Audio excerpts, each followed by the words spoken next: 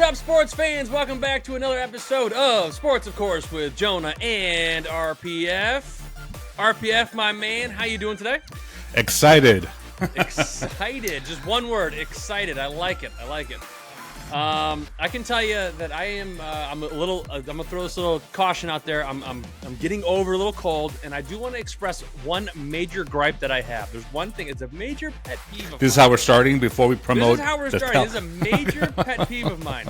So, I don't like being sick. Period.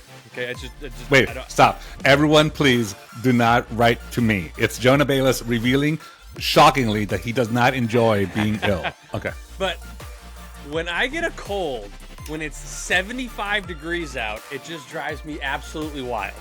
Because it doesn't make sense to me. Well, that's why you live so close to the Canadian border, so you don't have that issue all the time. You know? Right. No, I bring all this up to preface, my friend. If you get me laughing today, you may Can't promise that. I'm in the mood to be a little disruptive today. All right. Sounds good.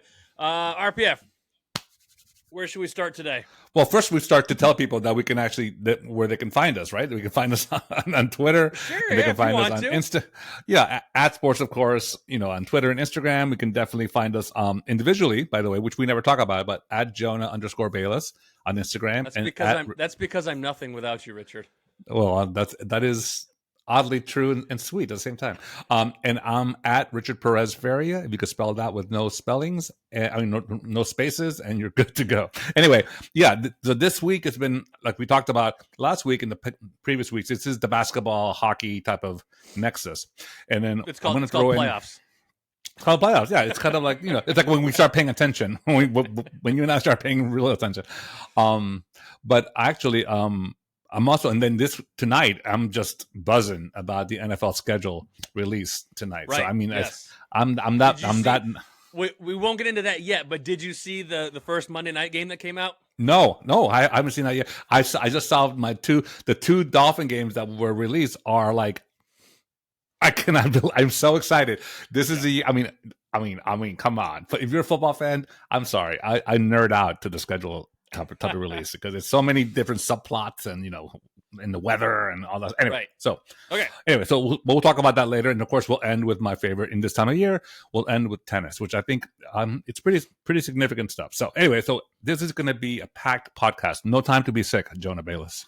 Okay, button it up. Here we go. Okay, NBA. Let's start there. Okay, NBA.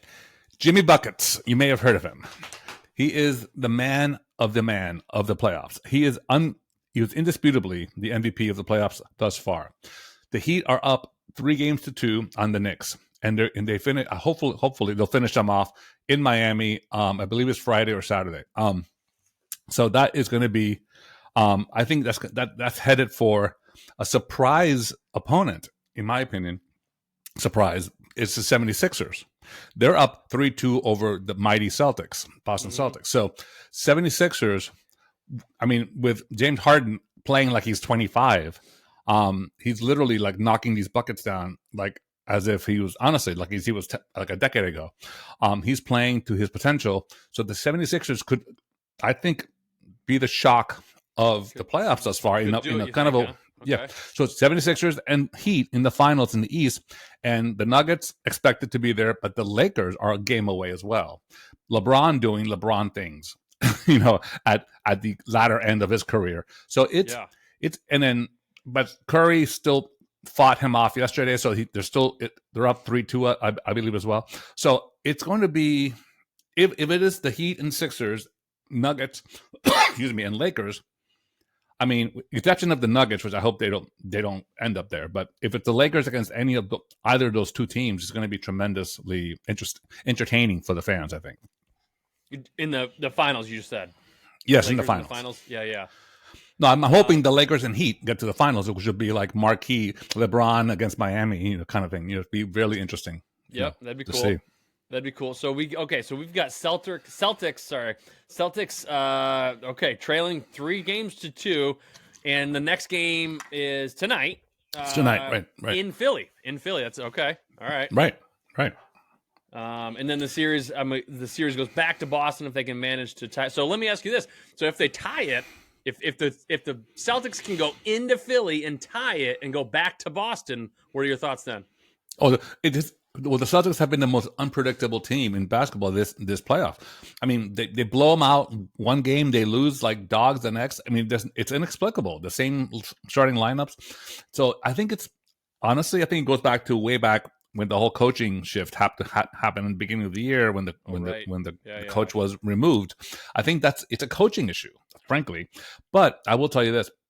If Boston loses tonight, or even worse for Boston fans, Game 7 in Boston, this will be the most, I think, single most disappointing sports spring in Boston's history because of the dual collapse of the Bruins and the Celtics, which were favored in some ways to get to the finals, at least, for both sports. So, and they lose really badly to teams that they should not be losing to. So, we'll see what happens. I think the Sixers if the hometown arena cannot prop them up, this is do or die for that. I don't think they survive a Game 7. I think Game 7 goes to Boston. I mean, I think if they get to a Game 7, the Celtics win Game 7. Okay, fair. And then I'm just looking right now. So we got Nuggets, Suns. Nuggets are up 3-2 on the Suns. Anything in that series? The Suns are kind of they kind of just eked out a victory, kind of thing yesterday. I think the Nuggets are good. The Nuggets and the Heat are both in the same situation. They look good losing away, on the away court, on the away arena. I think they're going to coast. Both of them, the Heat and Nuggets, will coast to double-digit victories in Game 6 for both. Okay, and then same question for you with the Lakers and Warriors. Obviously, I'm not going to ask you about the Heat and the Knicks because I know you have the Heat winning that game. But I mean, put it this way: if I'm a starting guard, we still win the game. Okay. Heard. Same question for the. By the way, you would love to see me starting. Of course I would. You would enjoy that tremendously. Same question for the Warriors-Lakers game as with the Celtics 76ers is so the Warriors are down 3-2 going into LA. If the Warriors can pull out the win tomorrow night in LA and go back to Golden State. Yeah. What are your thoughts on that? It's the same thing. Like Nuggets and Heat are parallel. This is the Sixers and Celtics parallel are the Lakers and Nuggets. I mean, are the Lakers and the Warriors. Yep. I think if the Laker fans do not prop their team up this game, then they're not going to win Game 7. I will tell you this. Lakers will win unless Curry scores 60 points or more. 60 points or more. That's my unpopular opinion. If Curry does not put this team on his back by himself, they're not going to pass. They're not going to survive LeBron, an amped up LeBron and a jacked up crowd with Nicholson screaming and everyone and the whole fan screaming. It's going to be bedlam in that arena. Okay. So I don't think the Warriors have the personnel, frankly, to overcome that when LeBron is jacked up, and he's jacked up, so. Yeah, I'd like to see it. I'd like to see LeBron take this one all the way. All right, moving on. That sums up. Nice. The nice thing about playoffs is there's only like 4 games, like 4 possible games remaining, so you can sum up the whole series. And the good thing about having this podcast with you is that you're not Stephen A. Smith when I'm screaming at all day long on the TV screen. Everything he says is just an abomination. So it's like, I'm like, enough already. Just because I sound like this doesn't mean I'm right. Anyway, that's a very bad. By the way, it's a very bad impersonation of Stephen A. Smith. You got me. It wasn't great. All right. No, it wasn't. Moving on. Sorry. Let's head over to the other playoffs. Let's head over to the NHL. Yes. I think the Florida Panthers are on the verge. They I think they gave the Leafs like their token win. They're like, okay, we're not going to sweep you because you guys are pretty good, but I'll go further. I think the Maple Leafs will win Game 5. I think they'll go back to Toronto and get all like inspirational. And these Toronto fans, and believe me, I have empathy for fans who have been long suffering. The Maple Leafs haven't won a playoff round since I was 11 or something. So the fact that they won the first round of playoffs, made them inexplicably the Stanley Cup favorite in the bookies. Uh-huh. You know, and it's like, what? Just because they won one series in 50 years, all of a sudden they're favorite? Anyway, because the Panthers beat the Bruins and they figured that Maple Leafs can beat the Panthers. And anyway, so the point is, I think they'll win 2-1 or something, game 5. And I think game 6 back in Sunrise in Miami, I think it's going to be an easy 4-1 win or something. So I think the Panthers move on. And I think the other series I'm really interested in, and I think it's the best series so far I've seen in hockey in this year's playoff, are the Golden Knights, which is Las Vegas, with the Edmonton Oilers. It's 2-2. It's been really high quality hockey. It's been really interesting to watch, and kind of exciting. It's exciting because they're both kind of weirdly at the same. They're evenly matched in the sense that they're both ebbing at the same time, and so they're elevating their both their games, or both teams are playing well, and it's interesting to watch. What's your take? Yeah, it is. And my sentiments from last year are the same this year, and that is, I would love to see the Oilers pull this off, because Connor McDavid is the best player in the NHL, in my opinion, bar none. Mm-hmm. And I just you want to see the best player continue to play. It's just watching, you just as fans of sports, we enjoy watching greatness, right? It's why we like watching Tiger. It's why we like watching Rafa and Roger and all. It's why we enjoy watching these people, and to see Connor McDavid continue and go on through the rest of the season, I would just like to see it.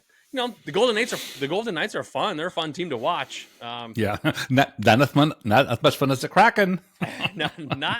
Not as much fun as the Kraken, who play tonight. They've got that series knotted up at 2-2. It's another good series, That's another good series. The Western Conference, the Western teams are really kind of playing well and interesting.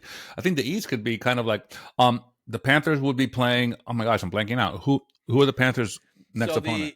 The Hurricane are up 3-1. Oh, right, the Hurricane. Yeah. The Hurricane are up 3-1, playing tonight against the Devils. Yeah, I thought. Before I thought the Devils would beat the. Yeah, exactly. I thought. Well, the Carolina. I thought for sure the Devils were kind of favored in that series. So I figured, oh my God, it's going to be New Jersey and Miami. It's going to be a lot of like bada bing, bada boom people everywhere. Because a lot of the Miami fans, of course, as you can imagine, are transplanted snowbirds from the Northeast and New York, New Jersey, Long Island area. So so I think the fact that it's Carolina and Miami is like, all right, that's an odd. You don't think about Miami and Carolina having any sort of connection, right? So. Although the Hurricane itself mascot is very much familiar with Miami, as you know. Right. Well, right. But yeah, so I think Miami. Miami Hurricane. Okay. Yeah. Well, the U, but yes, and also the fact that physical hurricanes. Excuse me, I said it wrong. The U. And also that physical hurricanes decimating Miami at times. Also, it's kind of like the idea.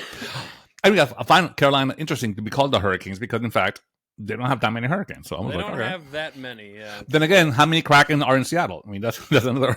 It's a good point. I think the Kraken are not in Seattle. Sorry. I think, in fairness, the answer to that is unknown. This is true. They could be walking amongst us. Right. So I think, I feel like any team that takes on the mascot of a mythical creature, you can just say, well, how do you know? Okay. So once again, your 7th grade debate skills have come into play. Yes. All right, moving on. Here we go. All right. So anyway, the Eastern Conference seems to be pretty wrapped up. Both those series are at 3-1. I think we both agree that both teams at 3 have a pretty good handle on it. Yeah. The West is, of course, very entertaining. Both series at 2-2. Here's one question for our hockey playoffs. Sticking with the West, with all 4 of those teams so closely knotted right now, which one do you see getting to the Stanley Cup? Not just into the next round, into the Stanley Cup. To the finals or winning the finals. I think Edmonton should. I mean, if on paper, if just like unfeeling, unemotional, dispassionate analysis, Edmonton, like you said, holding on to the best player in hockey and letting him kind of like have space to do the things he does. I think Edmonton should be winning the entire West. Given the teams that are left, I think the same thing could be said for Carolina, unfortunately, because I think on paper, but hockey doesn't work that way. Hockey is like a weird balance of a deflection off a pad or skate or something. So I think honestly, I believe that I'm going to say the Kraken and the Oilers in the finals in the West, and I'm going to say the Panthers and the Hurricanes in the East, and I'm going to go boldly predict that Florida and Edmonton will be in the finals, which will be interesting. It will be an interesting, well played series. Yeah, I think for me, I think the winner of, unfortunately for me, I think the winner of Edmonton Vegas ends up winning the next round. I don't think so too. The Kraken or the Stars can topple. No, the Kraken are playing over their heads already. I mean, the Kraken are like treeing, but that's as they what say I in want to tennis. see. But I want to see the Kraken. You want to see the Kraken? Well, I want to see the Kraken. I want to see the Kraken in the next round. I don't know if I want to see them in the Stanley Cup, because I think what happens is Florida Panthers, when I think they were early in their existence, went to the finals and they were swept miserably 4-0 in the Stanley Cup finals. It was just a little bit sad to watch. I think the Kraken could be facing that type of fate if they end up somehow in the finals, because I think either the Hurricanes or the Panthers would just swipe the floor with them. But I do think the Panthers and the Oilers, however, would be a very, very competitive series. Just geographical note, Kraken and Panthers series would be fun just because it's like, I think probably the two furthest teams possible. Yeah, that's true. That there's no like Honolulu, Aloha's or something. Right. And no, yes. For that matter, what would also be fun would be if the Devils could miraculously come back and we could have like a sort of a New Jersey kind of like tied into Atlantic City, New Jersey, Vegas, South matchup. Oh, Vegas. Oh, yeah. I'm thinking in the finals it'd be New Jersey, Atlantic City versus South Beach, type of thing. So that could be. Well, that wouldn't be in the finals. No, it'd be the Eastern final. That'd be like a bada bing Eastern final type of thing. Yeah. Okay. All right. Here we go. We've covered hockey enough. Moving on. NFL schedules. We're going into NFL schedules. All right. So I'll tell you why. Listen, lots of debate about, and lots of stupid people all over the intrawebs talking about, and I say that lovingly. I say that lovingly with a bunch of dumb effing people all over the interwebs talking about why is there a 3-hour TV show on the NFL Network about the schedules? Two things. What else is the NFL Network going to talk about? I mean, are you kidding me? It's May. We're going to have it should be a 12-hour show on the schedule. There should be like a 2-hour show per team discussing the possible ramifications of week 11, or whatever. So, I mean, 3 hours is not enough. If we have 20 hours of the effing NFL draft that we know a month, 2 months before it happens, who's going to be the top 8 picks, we can have a 3-hour show on schedule. That's all I'll say. Case in point, as always, the Miami Dolphins. The 2 games I've seen already for the Dolphins the first one is a shocker to me because when I saw, they release the home teams and the away games way before. So you know which teams you're playing, you still know when, right? Mm-hmm. So when we saw the schedule and we fell into this, we were playing the AFC West, the Dolphins are, as part of our other intra-division or intra-conference rival that year. So we're playing the Chiefs. And that's the return of Tyreek Hill at Kansas City. So that was going to be, wow, that's going to be really interesting. Not so fast. We're playing in Frankfurt, Germany. So the Kansas City Chiefs home game is in Frankfurt, Germany. Wiedersehen, Chiefs. So anyway, I'm very, very, very happy about that. Not having that scary, terrifying crowd playing against Tyreek and Tua and everything. So anyway, that's the first game. That's going to be, a 9 a.m. game by itself, And then you have the other game that the Dolphins had released as of last night, where we're playing the first time ever on Black Friday, the Friday after Thanksgiving, on Amazon Prime. Yeah. On Amazon Prime, playing the Dolphins, Tua, everybody playing at the Jets. That should be a fun game. So much so that I may actually go. Jonah, I think we should go to that game because I told you, called the MetLife Takeover is what we do. The Dolphin fans here, there's lots of them in Miami. I'm from Miami here, that go to the game and take over like a third of the stadium is all Dolphin colors. So it's really fun. And against our favorite, manifesto quarterback, Aaron Rodgers, it should be a really, really fun game for us and nationally televised. No other game is on that Friday except that one game. at 3 p.m. So the saw whole that, country will be watching that. So So that's new. Right? They've never done a Friday game before. ever. So anyway, so the first 2 games that they released were nationally televised Dolphin games, which by itself, it's on the face of it, it's a new thing for us to have a national televised game announced so early. So tell me what I didn't hear about this morning's Monday night games. Okay. So what games have been released besides that? Let's start with quite a few. So let's start with the first game of the season, right? Which is a Thursday or something? Yep, Thursday night football. First game, September 7th. Unfortunately, I think they may have gotten this one wrong. Maybe not, but they may have gotten this one wrong. We've got the Kansas City Chiefs against who's the home team? Kansas City. The Detroit Lions. For the first game of the year? First game of the year. Like, that's a good Thanksgiving game. Yeah, like what? Anyway, okay. However, Detroit Lions? Let's go. Could be brilliant without offense. Could be really fun to watch, but right, it could be that's why I say we don't know yet. Like it could. But that defense doesn't stop anybody. I mean, Mahomes. Mahomes must be like laughing into like a barrel right now. like the Lions defense. Do they have a defense? I mean, wow. Okay. All right, but then obviously Sunday's the actual full schedule won't be released until tonight. As of this recording, we don't know yet. But when this gets published, 3-hour show, NFL Network, 8 p.m. Eastern. You can plug it all you want. Our show's gonna come out afterwards. That's right. Well, you can go back and YouTube it. However, so Sunday, the whole Sunday lineup, we don't know yet. Monday night, the first Monday night football game. Have you ever been excited for a Jets Monday night game? The first Monday night is Bills. Tommy, is it Packers and Bills? Bills Jets. First Monday night. Josh Allen versus Aaron. Like, listen, where as much shit as we give Aaron Rodgers, and but where though? It MetLife.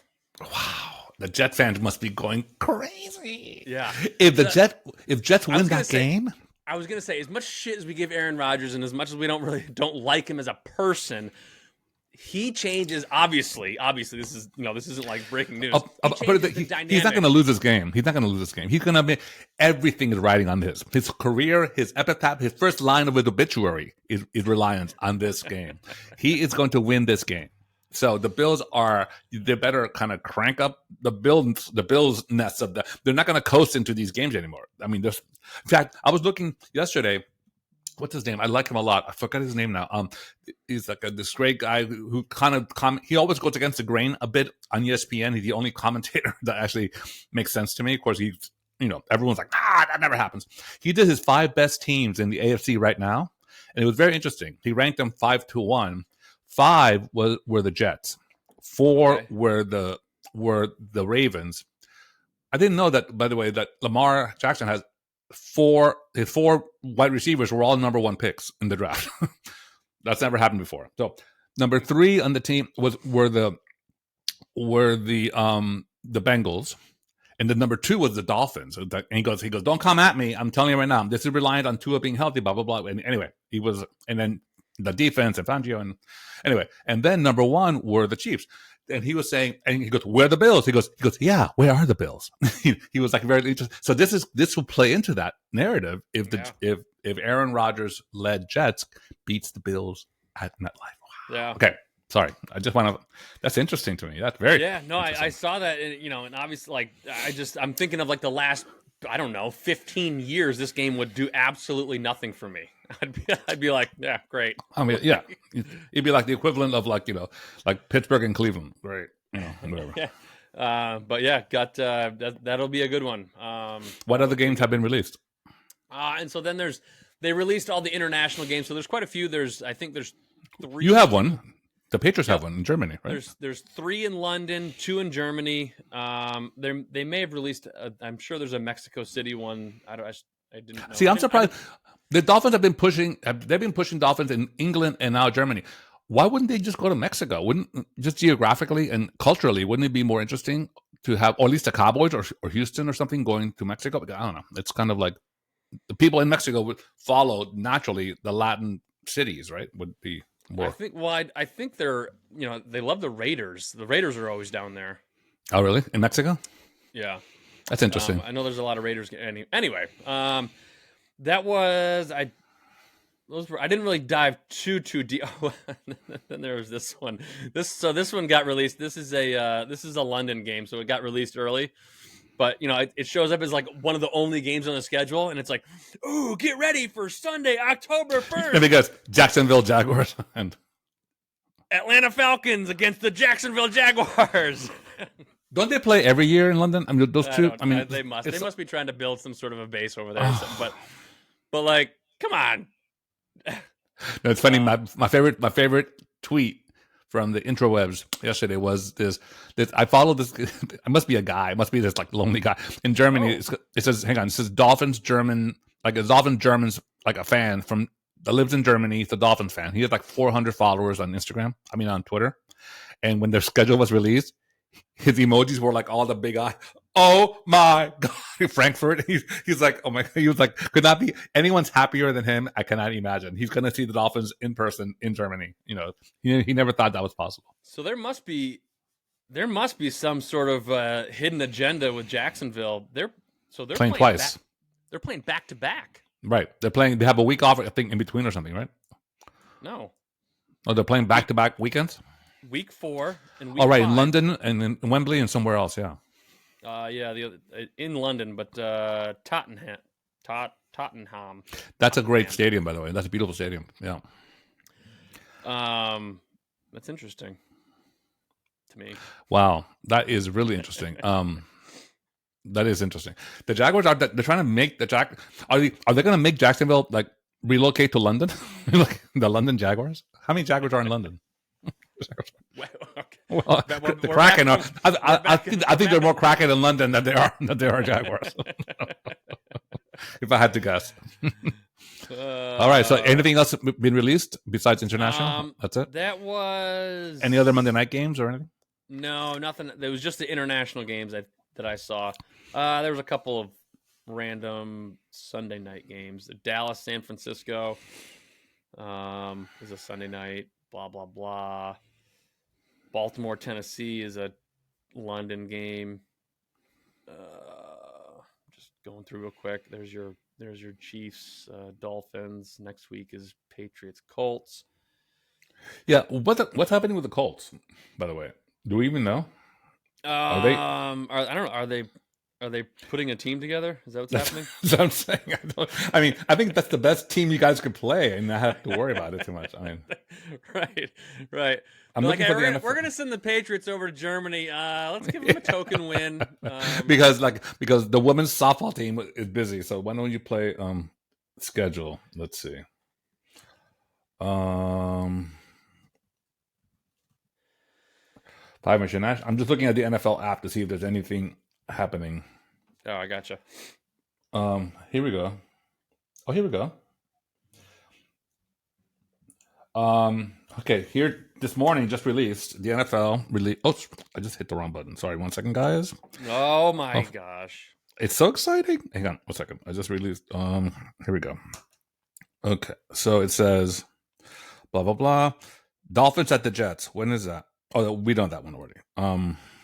That's the one that's on prime time on the Friday.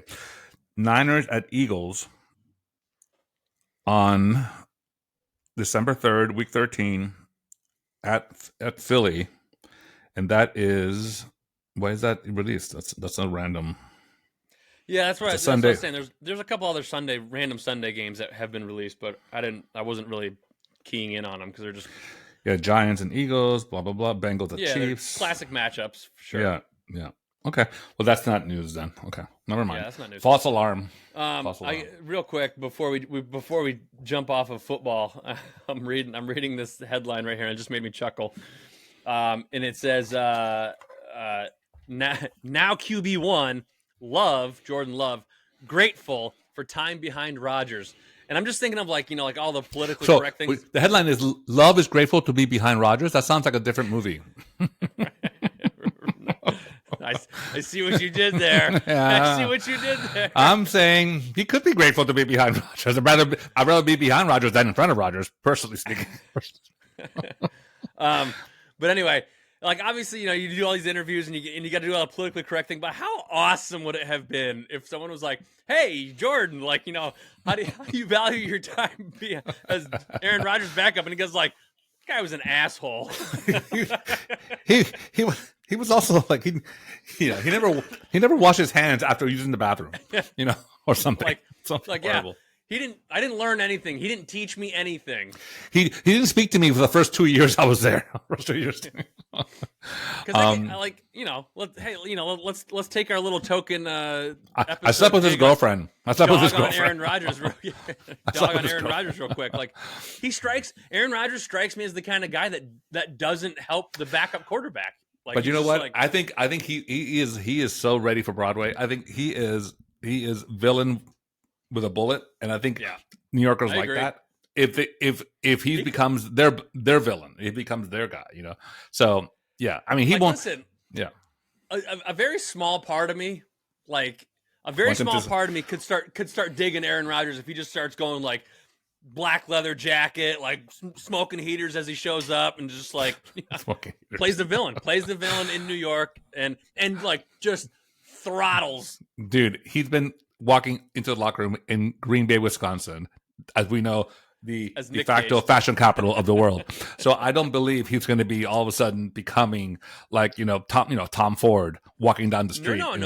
That's not what I meant. I didn't mean fashionable. I just meant like just badass. Okay. Well, okay. Maybe he should just shop at the Harley Davidson catalog store or something, and he can just pleather. He just wear pleather.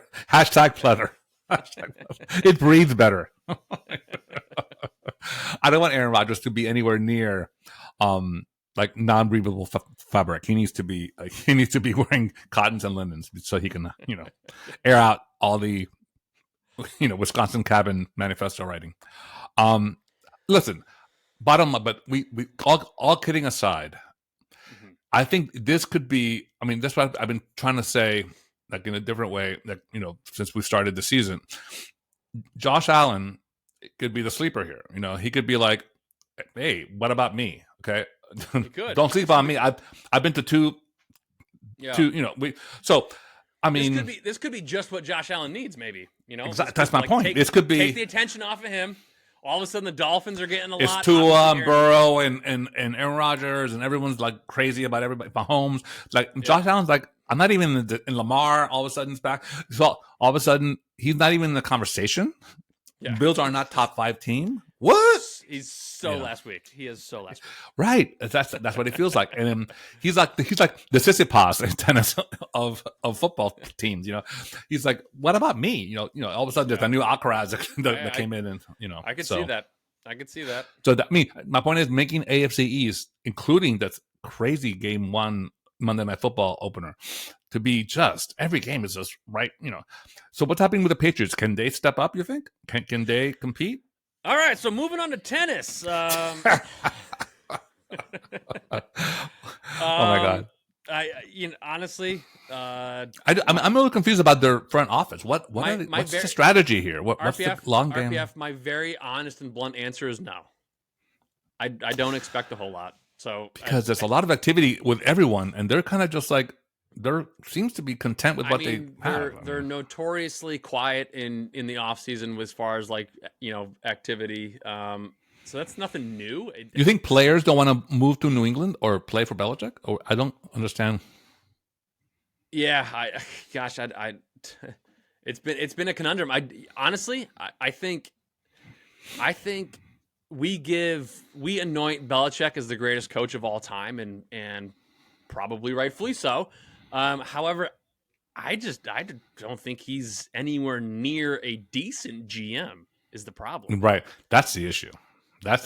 Yeah. And that's front office. That's Chris Greer for the Dolphins is like a most hated person ever / most diabolically genius person ever. One player, we got 6 number 1 draft picks out of it. So, Tunsil, he's gonna go down in Miami history as the one trade that we did to the Houston. So we're just in a bad.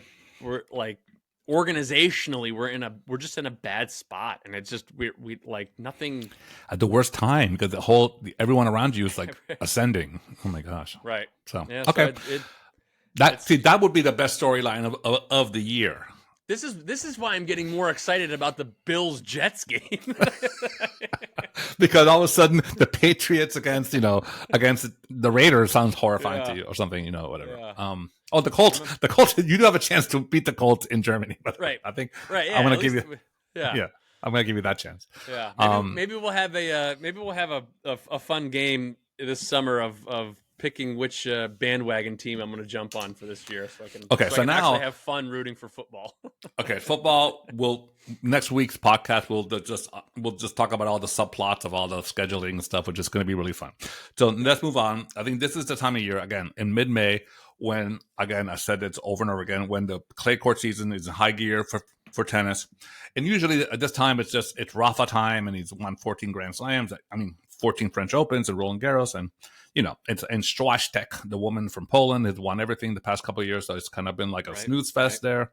So now, no mas. This is, to me, this Roland Garros, right now they're playing in Rome, which is the last 1,000 tournament on clay leading up to Roland Garros. So they had these big tournaments in Monte Carlo and Madrid and in Barcelona and now here in Rome. So next week, they take a week off kind of next week, and then they go into Roland Garros. So Roland Garros, heading into Roland Garros, into the French Open, just by the rankings, Alcaraz will dethrone Djokovic heading into, as of next Monday, he'll definitely be number one. So Alcaraz is going to be ostensibly, because the French Open does like the other slams, they just follow the rankings. So number one seed at Roland Garros is a 20-year-old kid who's just turned 20 this past week. That's the first shocker. The second shocker is that Nadal, just by being hurt and injured and not being able to play any of these tournaments that he does every year, he just wipes the floor with everybody. He's now ranked number, I believe, 16 or something, 14 last week, maybe 16, 17. So it's crazy. So can you imagine being Rafa Nadal, 14-time champion, rested because he hasn't played since for 2 months, all of a sudden playing at Roland Garros, a tournament he's lost twice in 140 matches, and some schmuck who's like number 72 gets him in the first round. He's gonna be like, Rafa Nadal's my first. He was hoping like, okay, I get some other schmuck who's playing just as bad as I am. Meanwhile, he gets he gets the greatest player in the history of the surface at his favorite stadium. Anyway, so that's going to be interesting to watch. But here's the thing: which side of the draw? We talked about this a lot. Is Nadal going to fall in? Is he which quarter of the draw? Meaning, is it Tsitsipas going to be blown out by Rafa in the third round or something? It's going to be very interesting. So, but here's the thing. And then on the women, quickly, Sabalenka, which is the number 2 player who's a head case this past years, all of a sudden has a mental coach or a psychiatrist and helping her out, a sports psychologist helping her out, and then meanwhile she's just dominant. She's a big player, huge strokes. She beat Swiatek in the final of Madrid. Huge comeback. Anyway, so now there's a real horse race for number 1 because she's been number 2 and idling behind Swiatek. So anyway, this Roland Garros, to me, is the most consequential for every storyline involved. Really will signal what happens to tennis going forward. Okay. Is Swiatek just swipe her away? Because Swiatek won the French Open a few years ago as a signal to she's going to take over this sport, and she has.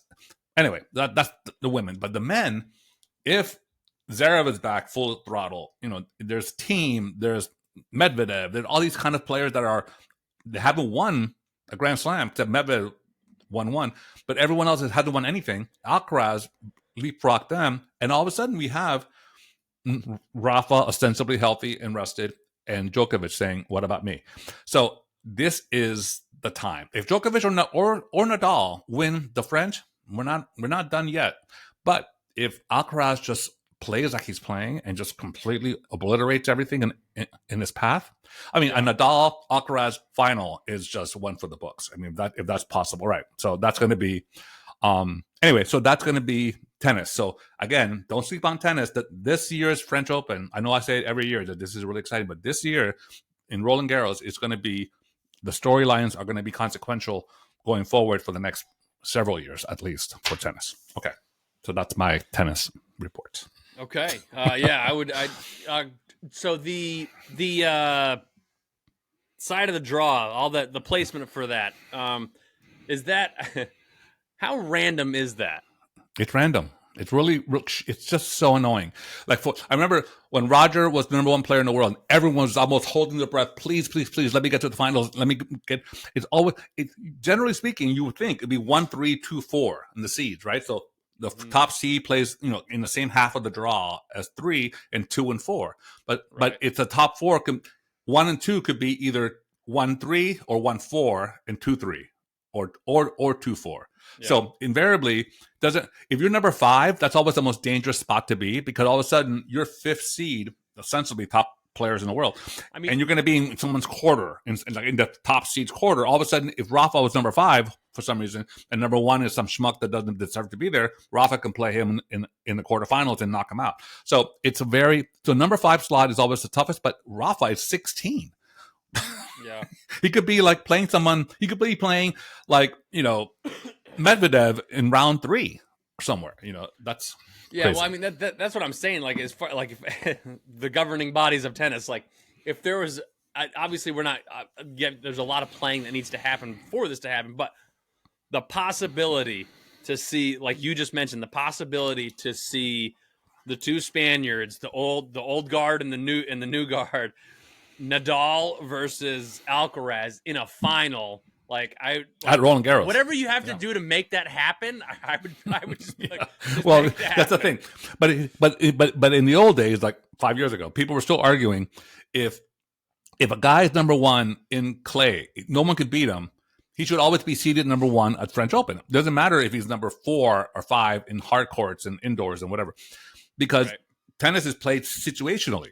And certainly geographically, by surface and but these days they're arguing everyone's an all-court player. Everyone should be able to play everything. And Alcaraz won the U.S. Open on hard court. He still grew up on clay. So there's an argument to be made that this is, but also there's not enough clay court tournaments to justify that type of thing. Anyway, so it's all very kind of inside baseball politics stuff. But I will say that draw, that random draw, is literally the most anticipated thing since me watching the NFL schedule show tonight. That's the equivalent of people like real nerds going like, no, there's YouTube feeds during the draw of each tournament that I've tuned. I'm that guy. I've tuned in for. I'm like 100, the 118 players or something, Every December when they're like, RPF, what were your favorite sports moments of the year? You're like, 2 things. The NFL schedule release. And when the draw happened at Roland Garros. The Roland Garros draw. Oh, yeah. Yeah, Tiger Woods won the Masters. That was kind of cool. But then nothing compares to that Thursday night game on Prime when they announced it that we're playing in Germany, right? That's actually not...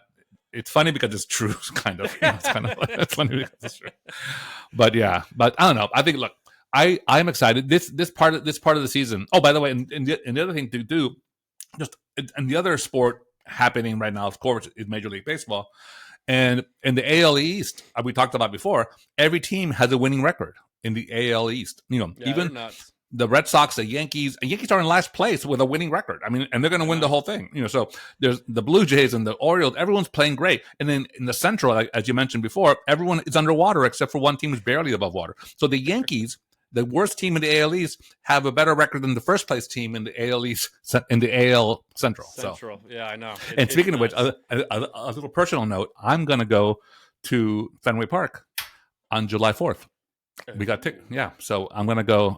Anyway, so that's gonna be a fun game. We're playing the Texas Rangers during the day. So so that should be fun. And Boston Pops. July 4th baseball, man.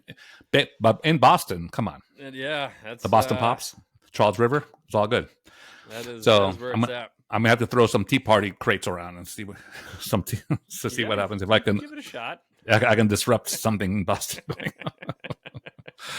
So all anyway. right, we're derailing, so that means that it's all the time we have for this week's show. Thank you so much for tuning in. You can, of course, listen to us everywhere you listen to your podcast, most notably on Apple, Spotify, and Podbean. We're also found socially on Instagram and Twitter. Of course, our dedicated YouTube channel.